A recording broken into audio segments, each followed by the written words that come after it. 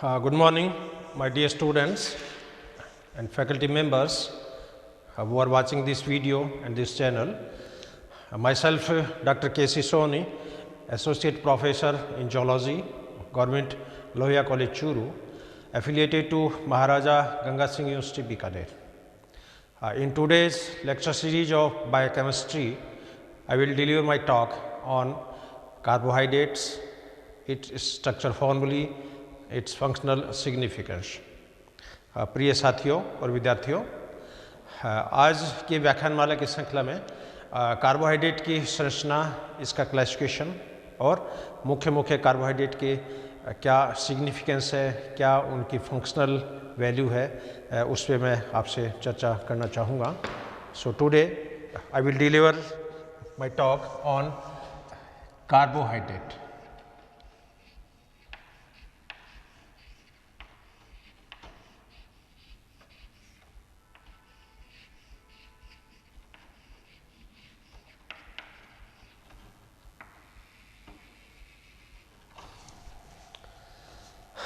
Body में जितने भी कार्बोहाइड्रेट होते हैं, ये सामान्यतया कार्बन, हाइड्रोजन तथा ऑक्सीजन के बने होते हैं. और कुछ केस में कॉम्प्लेक्स टाइप के जो कार्बोहाइड्रेट होते हैं, उसमें कार्बन, हाइड्रोजन और ऑक्सीजन के अलावा उसके अंदर नाइट्रोजन भी प्रेजेंट होती है, फॉस्फोरस भी कई बार देखा जाता है और सल्फर भी कई बार देखी जाती है. अब कार्बोहाइड्रेट किसी भी कैटेगरी का हो, उसमें हाइड्रोजन और ऑक्सीजन का जो रेशियो होगा, ये जनरली 2:1 होता है. कार्बन की संख्या वेरिएबल हो सकती है, क्योंकि मोनोसैकेराइड है तो उसमें अलग तरह की सिचुएशन रहेगी. डाइसैकेराइड बनते हैं तो अलग तरह की सिचुएशंस रहेगी. पॉलीसैकेराइड बनते हैं तो अलग तरह की सिचुएशन रहेगी. लेकिन सभी में लगभग हाइड्रोजन और ऑक्सीजन का जो अनुपात होता है वो 2:1 होता है. अब कुछ कार्बोहाइड्रेट तो ऐसे हैं जिनका बॉडी में डाइजेशन नहीं होता है, उनका डायरेक्ट हाइड्रोलाइसिस होता है, ग्लाइकोलाइसिस में वो पार्टिसिपेट करते हैं या और किसी मेटाबॉलिक पाथवे में एंटर करते हैं. कुछ कार्बोहाइड्रेट ऐसे हैं जिनका बॉडी के अंदर डाइजेशन भी होता है. तो हाइड्रोलाइसिस की बेसिस पे या यूँ कहें डाइजेशन की बेसिस पे इस कार्बोहाइड्रेट को 3 मेन ग्रुप के अंदर डिवाइड किया गया है. It mainly classified into 3 main group. First group is monosaccharide, second group is oligosaccharide,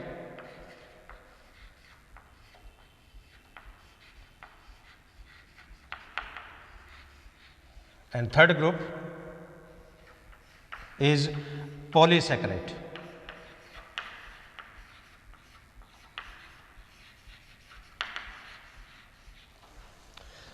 अब इसमें मोनोसैकेराइड जो है ये मोनोमर के रूप में होते हैं, यानी कार्बोहाइड्रेट की ये सबसे छोटी यूनिट होती है, सबसे स्ट्रक्चरल यूनिट हो सकती है. ओलिगोसैकेराइड जो होते हैं इनको ओलिगोमर के नाम से भी जाना जाता है, क्योंकि इसमें मोनोसैकेराइड की संख्या जो है वो 1 से ज़्यादा होती है. और पॉलीसैकेराइड जो होते हैं इनको पॉलीमर के नाम से जाना जाता है. और इनमें कार्बोहाइड्रेट की संख्या जो होती है वो सैकड़ों की संख्या में हो सकती है, हज़ारों की संख्या में हो सकती है. तो कार्बोहाइड्रेट को 3 मेन ग्रुप में वर्गीकृत किया गया है, 3 मेन ग्रुप में क्लासीफाई किया गया है. Monosaccharides which are also called as monomer, oligosaccharide which are also called as oligomer, and third one is polysaccharide and which is also called as polymer. अब मोनोसैकेराइड जो होते हैं इनमें कार्बन की संख्या 3 से स्टार्ट होगी. 1 कार्बन का कोई मोनोसैकेराइड नहीं होता है, 2 कार्बन का कोई मोनोसैकेराइड नहीं होता है. तो यहाँ पर मोनोसैकेराइड का जो क्लासिफिकेशन है वो 3 कार्बन से स्टार्ट होता है और मैक्सिमम 9 कार्बन तक हो सकता है इसमें. तो यहाँ पर कार्बन की संख्या की बेसिस पे मोनोसैकेराइड का क्लासिफिकेशन होता है. जैसे इसमें 3 कार्बन का मोनोसैकेराइड हो सकता है, 4 कार्बन का हो सकता है, 5 कार्बन का हो सकता है, 6 कार्बन का हो सकता है, इसी तरह 7 कार्बन का हो सकता है, 8 कार्बन का हो सकता है। अब इसमें कार्बन की संख्या की बेसिस पे इनको जनरल टर्मिनोलॉजी के अंदर भी इनकी नोमेनक्लेचर की जाती है। तो जिन मोनोसेक्राइड में 3 कार्बन होते हैं इनको ट्रायोज के नाम से जाना जाता है, ट्रायोज शुगर, ट्रायोज या ट्रायोजेज। जिनमें 4 कार्बन की श्रृंखला होगी इनको टेट्रोज या टेट्रोजेज के नाम से जाना जाता है। जिनमें 5 कार्बन होंगे इनको पेंटोज या पेंटोजेज के नाम से जाना जाता है। 6 कार्बन वाली मोनोसेक्राइड को हेक्सोज या हेक्सोजेज के नाम से जाना जाता है। तो जितने भी मोनोसेक्राइड्स हैं उनको कार्बन की संख्या की बेसिस पे इनका क्लासिफिकेशन होगा। और इनका सामान्य जो सूत्र होता है, एम्पिरिकल फॉर्मूला, ये जनरल फॉर्मूला इनका होता है CN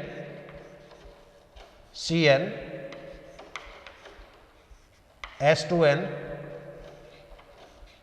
ON,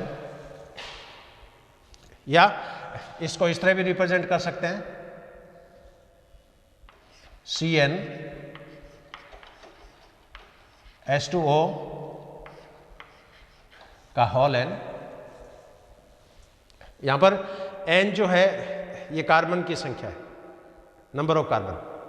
जैसे ट्रायोज है तो इसमें N बराबर 3, टेट्रोज में N बराबर 4, पेंटोज के अंदर N बराबर 5, हेक्सोज के अंदर N बराबर 6।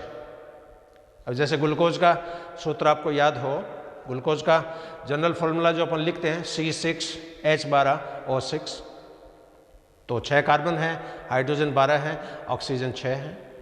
इसी तरह ट्रायो शुगर का जनरल फॉर्मूला हो जाएगा C3H6O3। तो ये इनका एम्पिरिकल फॉर्मूला है।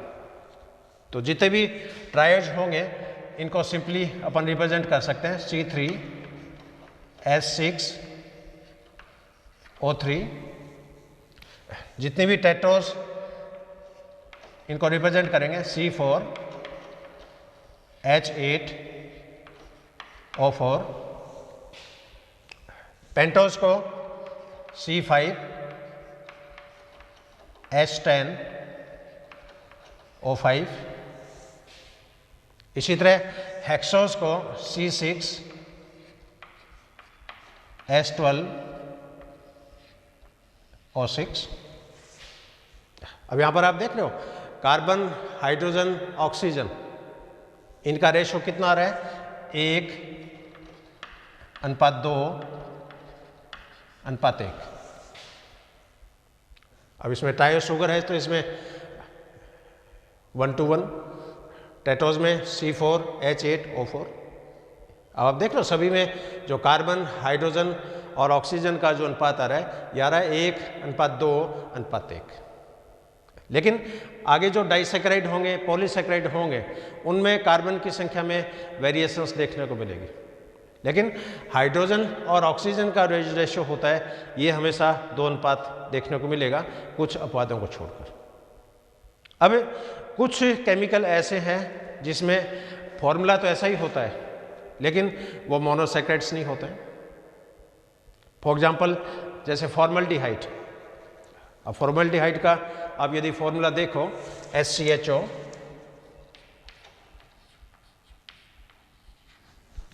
अब फॉर्मल्डिहाइड में एक कार्बन है, 2 हाइड्रोजन है, 1 ऑक्सीजन है, तो ये फॉर्मूला इसके अंदर फिट होता है, कार्बन 1, 2 हाइड्रोजन, ऑक्सीजन 1। अब फॉर्मल्डिहाइड में रेशियो 1:1 आ रहा है। इसी तरह एसिटिक एसिड CH3COOH। अब एसिटिक एसिड में आप देख रहे हो 2 कार्बन है, 4 हाइड्रोजन है, 2 ऑक्सीजन है, यहाँ भी रेशो कितना आ रहा है 1:1। लेकिन फॉर्मल्डिहाइड ये मोनोसेक्राइड नहीं है, एसिटिक एसिड ये भी मोनोसेक्राइड नहीं है। भले इसमें सूत्र 1:1 का हो लेकिन ये कार्बोहाइड्रेट में इंक्लूड नहीं होता है। इसी तरह कुछ कार्बोहाइड्रेट ऐसे भी मिलेंगे जिसके अंदर रेशियो 1:1 नहीं होता है, लेकिन फिर भी वो कार्बोहाइड्रेट है। तो ये एक्सेप्शंस देखने को मिलेंगे और इनको मैं बीच बीच में आपसे मैं शेयर करता रहूँगा। अब ये जितनी भी मोनोसैकेराइड्स हैं, इनको फंक्शनल ग्रुप की बेसिस पे फिर दो मेजर डिविजन्स में, दो सब डिविजन्स में इनको डिवाइड किया जाता है।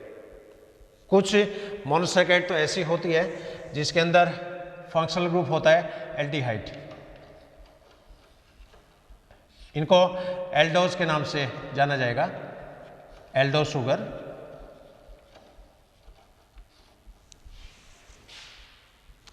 कुछ ऐसी होती है जिसके अंदर कीटोनिक ग्रुप, फंक्शनल ग्रुप होता है, इनको कीटोजेज के नाम से या कीटोज शर्कराओं के नाम से जाना जाता है। तो जितनी भी मोनोसैकेराइड है ये फिर दो टाइप की हो जाएगी, जैसे एल्डोट्रायोज, कीटोट्रायोज, एल्डोटेट्रोज, कीटोटेट्रोज, एल्डोपेंटोज, कीटोपेंटोज, एल्डोहेक्सोज, कीटोहेक्सोज। तो यहाँ पर जितने भी मोनोसैकेराइड्स मैंने आपको बताई है, 3 कार्बन की, 4 कार्बन की, 5 कार्बन की, 6 कार्बन की, इन सब के फिर दो टाइप्स और होंगे। और इनके जो मेन एग्जाम्पल्स हैं, जैसे मान लीजिए 3 कार्बन की एल्डोज शुगर है, इसका मेन एग्जाम्पल है ग्लिसरल्डिहाइड,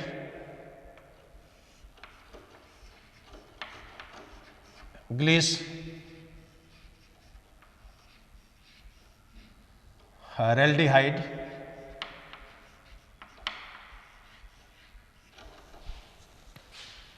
3 कार्बन की कीटो जो होगी, इसका एग्जाम्पल होगा डाइहाइड्रोक्सी एसीटोन, डाइहाइड्रोक्सी,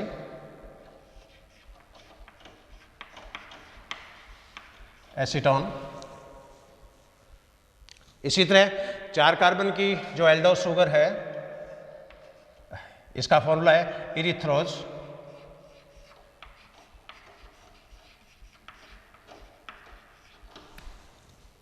चार कार्बन की कीटोज का फॉर्म एग्जाम्पल है इरिथ्रोलोज,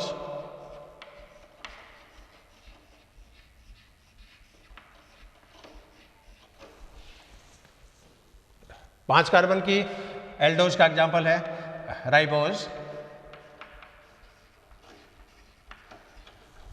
5 कार्बन की कीटोज का एग्जाम्पल है रिबुलोज,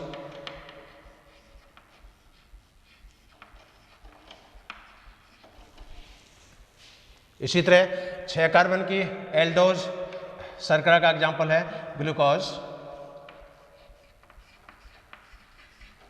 और 6 कार्बन की कीटोज श्रृंखला का एग्जाम्पल है फ्रुक्टोज।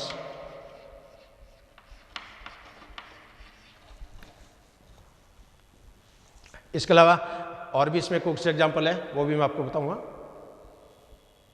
तो जितने भी मोनोसैकेराइड्स हैं, इन सब के फर सब डिविजन्स हो जाएंगे, एल्डोज शर्करा हो जाएगी, कीटोज शर्करा हो जाएगी। इसमें फिर 2 ग्रुप और होंगे सबके, डी टाइप के, एल टाइप के। डी फॉर डेक्सोरोटेटरी या राइट हैंडेड, एल फॉर लेवोरोटेटरी या लेफ्ट हैंडेड। डी और एल टाइप है वो फिर आगे चलकर पॉजिटिव और नेगेटिव होती है, D positive, D negative, L positive, L negative. अब इनका लिखने का जो तरीका है, यानी सूत्र कैसे लिखेंगे। अब जैसे मान लीजिए 3 कार्बन की एल्डोज शर्करा का फॉर्मूला अपने को लिखना है, और ये मान लीजिए ग्लिसरल्डिहाइड का सूत्र। अब इसका लिखने का तरीका क्या है, सबसे पहले कार्बन की संख्या लिखो। अब अपने को पता है कि ग्लिसरल्डिहाइड के अंदर 3 कार्बन है, कार्बन 1, कार्बन 2, कार्बन 3। अभी एल्डो शुगर है तो इसके पहले कार्बन पर एल्डिहाइड ग्रुप होगा यानी CHO, और अंतिम जो कार्बन होगा इस पे लिखा जाएगा CH2 OH, और बाकी की जो कार्बन बचे इसमें एक तरफ हाइड्रोजन, एक तरफ हाइड्रोक्सिल। अब ये सूत्र किसका हो गया? ग्लिसरॉल्डिहाइड का।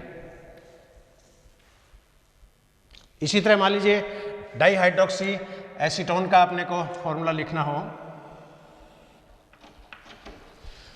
अब डाइहाइड्रोक्सी एसीटोन में अपने को पता है कि ये 3 कार्बन की कीटो श्रृंखला है। तो सबसे पहले आप 3 कार्बन लिखो, carbon first, carbon second, carbon third. अब यहां पर पहला जो कार्बन होता है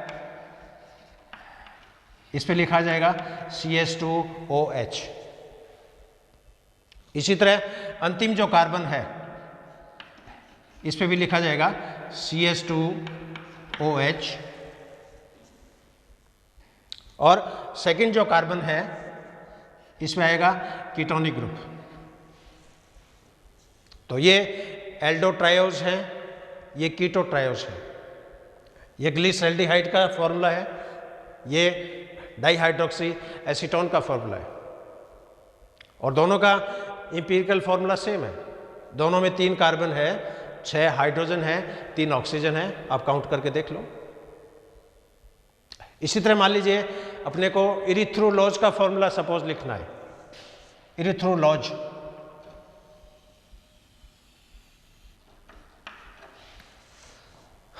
अब इरिथ्रोलॉज में अपने को पता है कि इसमें 4 कार्बन है।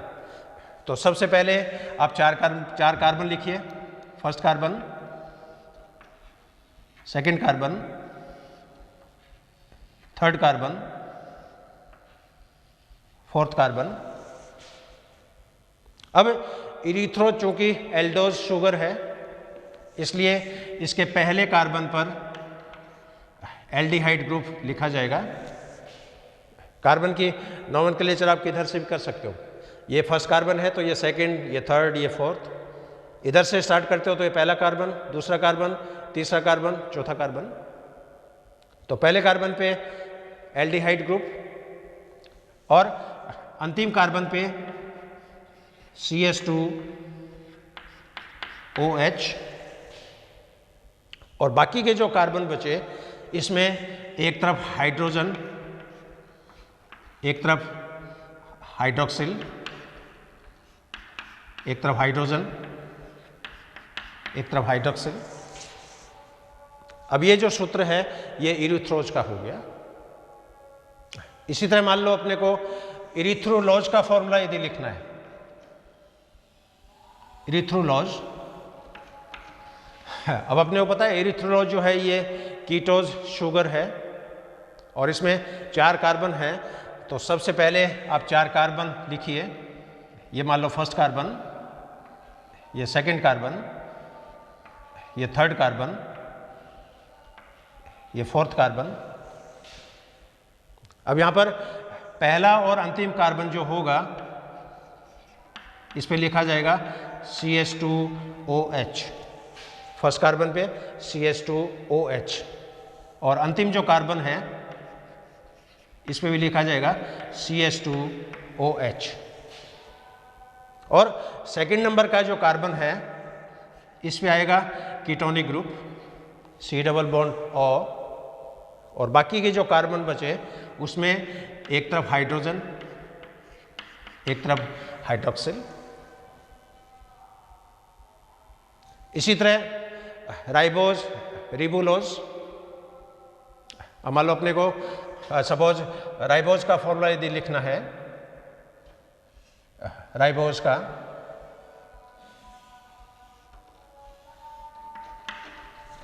तो राइबोज में अपने को पता है इसमें 5 कार्बन है। First carbon, second carbon, third carbon, fourth carbon, fifth carbon. अब यहां पर एल्डो शुगर है तो पहले कार्बन पे एल्डिहाइड, सेकंड कार्बन पे लास्ट कार्बन पे CH2OH, और बाकी के जो कार्बन बचे इसमें एक तरफ हाइड्रोजन, एक तरफ हाइड्रोक्सिल।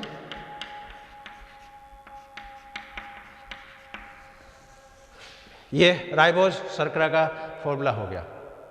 हालांकि राइबोज शर्करा जो होती है इसके अंदर रिंग फॉर्म भी पाई जाती है, क्योंकि डीएनए और आरएनए जो होते हैं उसमें 5 कार्बन की शुगर होती है और वो पेंटागोनल रिंग के रूप में एग्जिस्ट रहती है। इसी तरह रिबुलोज का यदि फॉर्मूला अपने को लिखना हो है, अब रिबुलोज अपने को पता है कि ये कीटो शर्करा है, तो इसमें सबसे पहले वही 5 carbon, first carbon, second carbon, third carbon, fourth carbon, ये फिफ्थ कार्बन। अब यहाँ पर पहला जो कार्बन होगा इस पे है CH2OH, अंतिम जो कार्बन है इस पे भी लिखा जाएगा CH2OH, और सेकंड कार्बन पे कीटोनिक ग्रुप, और बाकी के बचे हुए कार्बन में एक तरफ हाइड्रोजन, एक तरफ हाइड्रोक्सिल, एक तरफ हाइड्रोजन, एक तरफ हाइड्रोक्सिल। तो ये इनके लिखने का एक पैटर्न है, एक लिखने का एक तरीका है। तो मोनोसैकेराइड जो होते हैं वो कार्बन की संख्या की बेसिस पे क्लासिफाई होते हैं। 1 और 2 कार्बन की कोई मोनोसैकेराइड्स नहीं होती है, 3 कार्बन से इनकी स्टार्टिंग होती है और मैक्सिमम 9 कार्बन तक इसमें हो सकते हैं। 3 कार्बन की शुगर ट्रायोज कहलाएगी, 4 कार्बन की टेट्रोज, 5 कार्बन की पेंटोज, 6 कार्बन की हेक्सोज। और जितनी भी एक ग्रुप है ये फिर फंक्शनल ग्रुप की बेसिस पे 2 ग्रुप में डिवाइड होते हैं। यदि एल्डिहाइड ग्रुप है तो इनको एल्डोज शुगर के नाम से जाना जाएगा, यदि कीटोनिक ग्रुप है तो इनको कीटोज शुगर के नाम से जाना जाएगा। और इनका लिखने का तरीका क्या है, आप यदि एल्डोज शुगर यदि लिख रहे हो और उसमें जितने कार्बन हैं तो सबसे पहले कार्बन नोट कर लो। 5 कार्बन है तो 5 नोट कर लो, 4 कार्बन है तो 4 नोट कर लो।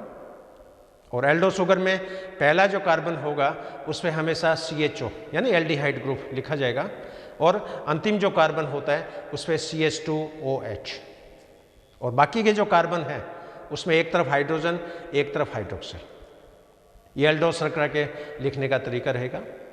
और कीटो शर्करा को यदि लिखना हो तो उसमें सबसे पहले आप कार्बन की संख्या लिखो।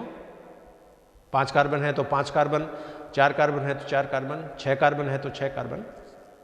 और पहले कार्बन पे CH2OH, अंतिम कार्बन पे CH2OH, सेकेंड कार्बन पे C डबल बॉन्ड O यानी कीटोनिक ग्रुप, और बाकी के बचे कार्बन में एक तरफ हाइड्रोजन, एक तरफ हाइड्रोक्सिल। ये मोनोसैकेराइड के लिखने का एक सामान्य तरीका है। अब ये जितनी भी मोनोसैकेराइड होती है ये फिर 2-2 टाइप की हो सकती है। एल्डोज है ये भी 2 टाइप की हो सकती है, कीटोज है ये भी 2 टाइप की हो सकती है। तो एल्डोज शुगर है ये भी D टाइप की हो सकती है, L टाइप की हो सकती है। इसी तरह कीटोज शुगर जो है ये भी D टाइप की हो सकती है, L टाइप की हो सकती है। D का अर्थ है डेक्स्ट्रो-रोटेटरी या डेक्स्ट्रल या राइट हैंडेड। L का अर्थ है लेवोरोटेटरी या सिनिस्ट्रल या लेफ्ट हैंडेड। और डेक्स्ट्रल शुगर जो होगी उनमें क्या होगा, लेफ्ट साइड में हाइड्रोजन होगा यानी पहले और अंतिम कार्बन को छोड़कर। लेफ्ट साइड में हाइड्रोजन है, राइट साइड में हाइड्रोक्सिल है, इट मीन्स ये D टाइप का मॉलिक्यूल है। यदि हाइड्रोजन राइट साइड में हो, हाइड्रोक्सिल लेफ्ट साइड में हो, इसका मतलब ये L टाइप का है। अब जैसे यहाँ पर ये जो फॉर्मूला है इरिथ्रोस, ये D टाइप का मॉलिक्यूल्स है, कारण इसमें हाइड्रोजन से ज़्यादा वेट कार्बन का है, कार्बन से ज़्यादा वेट इस ऑक्सीजन का है।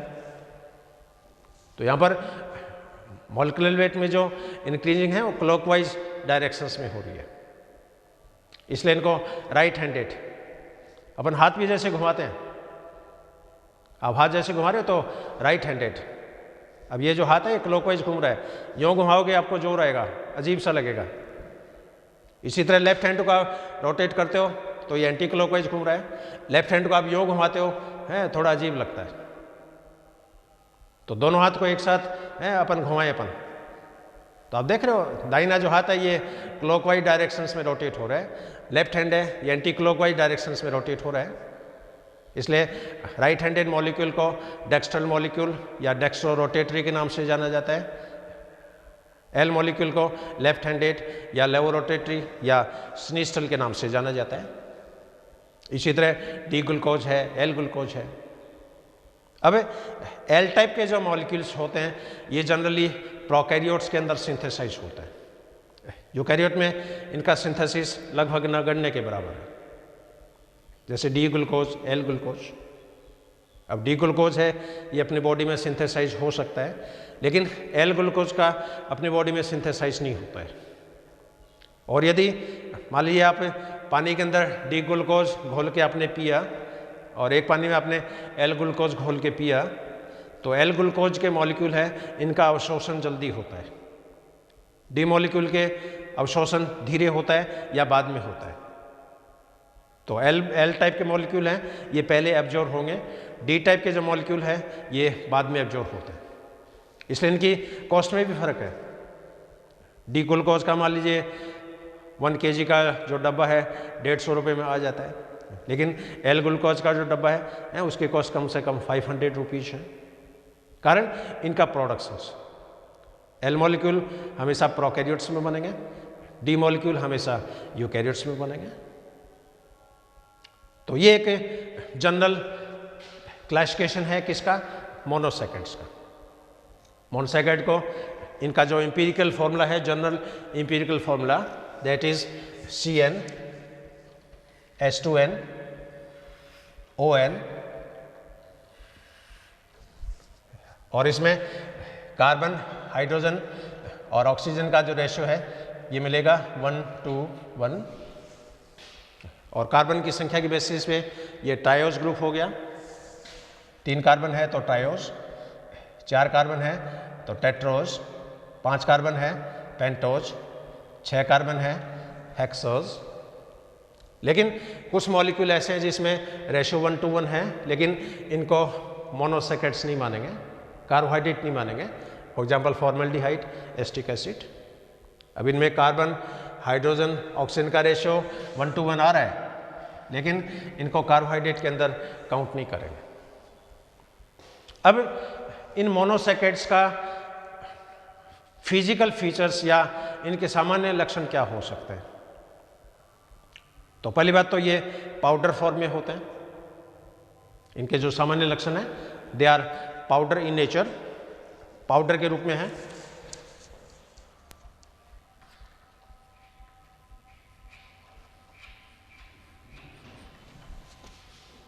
इसके अलावा ये वाइट कलर के होते हैं, दिखने में सफ़ेद रंग के होंगे।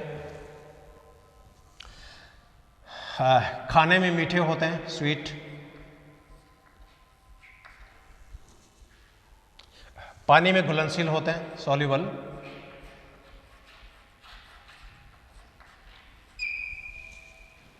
और इनका डाइजेशन नहीं होता है, नो डाइजेशन। इनका हाइड्रोलाइसिस हो सकता है, डायरेक्ट ये मेटाबॉलिज्म में पार्टिसिपेट कर सकते हैं, लेकिन पाचन नहीं होगा। अब ग्लूकोज आप पी रहे हो तो इसका डाइजेशन नहीं होगा, ग्लूकोज डायरेक्ट ग्लाइकोलाइसिस की रिएक्शंस में पार्टिसिपेट करेगा। लेकिन ओलिगोसैकेराइड और पॉलीसैकेराइड जो होते हैं इनका पहले डाइजेशन होता है, डाइजेशन होने के बाद में फिर ये मेटाबॉलिक रिएक्शंस में पार्टिसिपेट करता है। तो ये कुछ सामान्य लक्षण है मोनोसैकेराइड शर्कराओं के। ये पाउडर के रूप में होते हैं, सफ़ेद रंग के होते हैं, स्वाद में मीठे होते हैं, जल में घुलनशील होते हैं, और इनका पाचन नहीं होता है, लेकिन हाइड्रोलाइसिस इनका पॉसिबल है।